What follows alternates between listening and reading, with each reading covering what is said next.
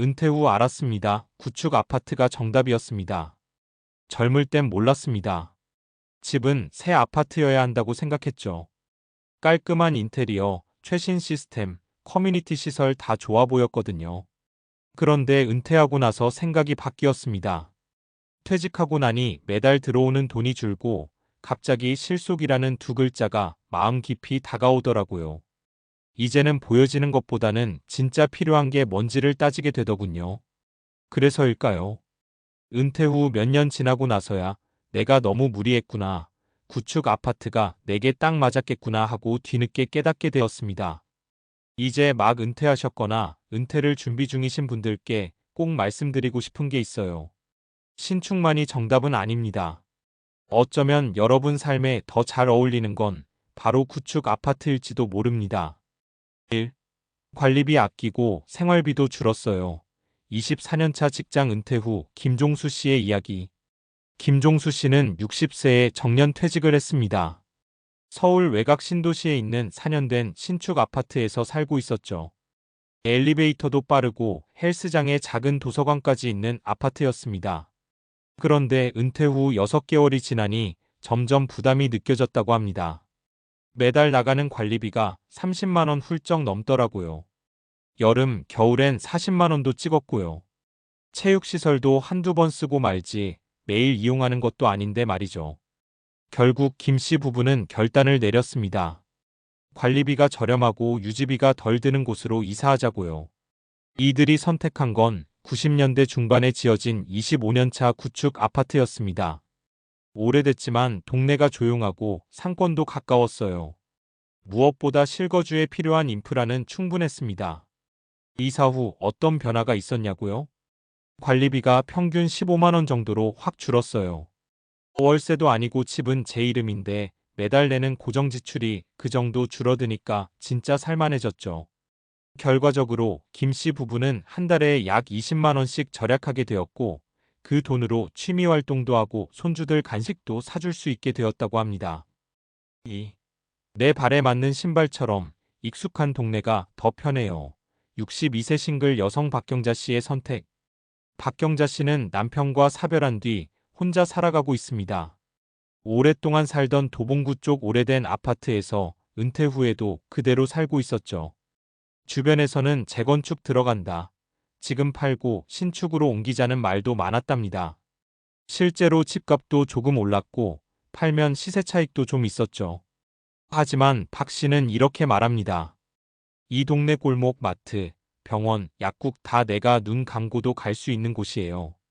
새 아파트 좋긴 한데 내가 거기 가면 또 처음부터 시작이잖아요. 그게 더 불편해요. 실제로 은퇴 후 가장 중요한 요소 중 하나가 익숙함에서 오는 안정감입니다. 나이 들수록 새로운 환경에 적응하기가 쉽지 않거든요. 특히 혼자 사는 경우엔 더 그렇죠. 박 씨는 요즘도 매일 아침 단골 빵집에 들러 커피를 한 잔 마십니다.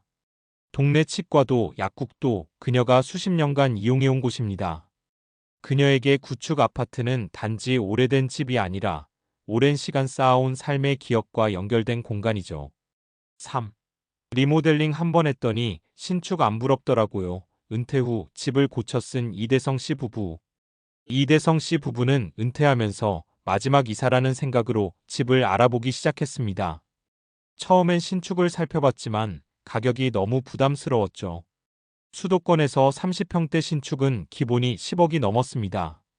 그래서 둘은 시야를 바꿨습니다. 연식은 좀 되었지만 구조가 괜찮고 동네 환경이 좋은 20년차 구축 아파트를 저렴하게 매입했죠. 그리고 그 돈의 일부로 리모델링을 단단히 했습니다. 인테리어 업체 불러서 3천만 원 정도 들였어요. 주방 구조 바꾸고 욕실 리모델링하고 단열도 신경 쓰고요. 근데 해놓고 보니까 이거 신축보다 더 나아요. 내가 원하는 대로 꾸몄으니까요. 요즘은 오래된 아파트라도 리모델링만 잘하면 거실 구조나 인테리어가 신축 못지않게 바뀝니다. 오히려 정형화된 신축 평면보다 실용성 면에서 더 나은 경우도 많습니다. 이 씨 부부는 인테리어 비용까지 포함해도 신축 대비 수억 원을 절약했습니다.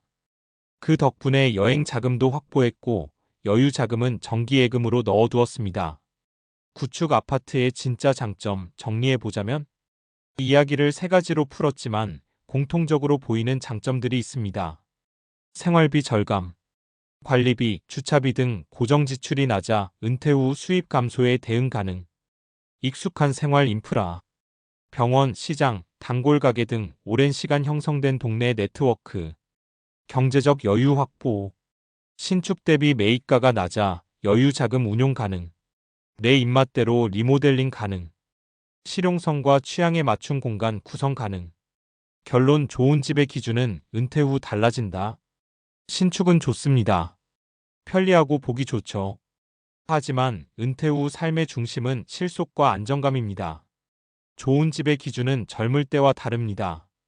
은퇴 후에는 내가 얼마나 여유 있게 살 수 있나, 얼마나 편안하게 오래 머물 수 있는 공간인가. 이 기준이 되어야 하지 않을까요? 지금 집을 고민하고 있다면 눈을 조금만 돌려보세요. 반짝이는 신축이 아니라도 조용히 내 삶에 맞춰진 구축 아파트가 정답일 수 있습니다. 앞선 내용에서 우리는 은퇴 후 구축 아파트가 실속 있고 현명한 선택일 수 있다는 생활 중심의 관점을 살펴봤습니다. 그렇다면 이 다음으로 이어질 주제는 왜 나이가 들수록 주거 안정성과 환경 적응이 중요한가? 혹은 더 나아가 은퇴 후 삶의 질을 높이는 데 있어 집이 차지하는 심리적 생리적 중요성은 무엇인가? 로 자연스럽게 연결됩니다. 나이 들수록 안정감 있는 주거 환경이 중요한 과학적 이유. 1. 두뇌는 새로운 환경에 점점 적응을 어려워한다. 심리학과 신경과학 연구에 따르면 나이가 들수록 인간의 인지, 유연성이 감소합니다. 즉, 새로운 환경에 적응하고 익숙해지는데 시간이 오래 걸리고 스트레스에 더 민감해진다는 뜻이죠. 연구 사례.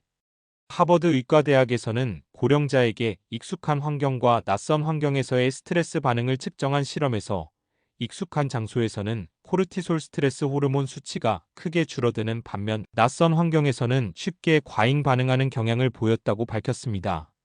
이런 이유로 오래 살아온 동네의 구축 아파트에 계속 거주하거나 새로 이사하더라도 비슷한 구조와 인프라가 있는 곳을 선택하는 것이 뇌 건강에도 긍정적인 영향을 줍니다. 이 결론 환경 적응 부담이 적은 주거지가 정신 건강 유지에 도움된다. 2. 심리적 안정감은 신체 면역력과도 연관이 있다. 의학계에서는 심리적 안정이 면역 체계에 영향을 준다는 사실을 꾸준히 밝혀왔습니다. 특히 은퇴 후처럼 인생의 큰 변화를 겪는 시기에는 정서적 안정이 매우 중요하죠. 미국 UCLA 연구진은 노년층을 대상으로 한 조사에서 주거 불안정 상태에 있는 노인의 면역세포 활동이 평균보다 30% 낮았다는 결과를 발표했습니다.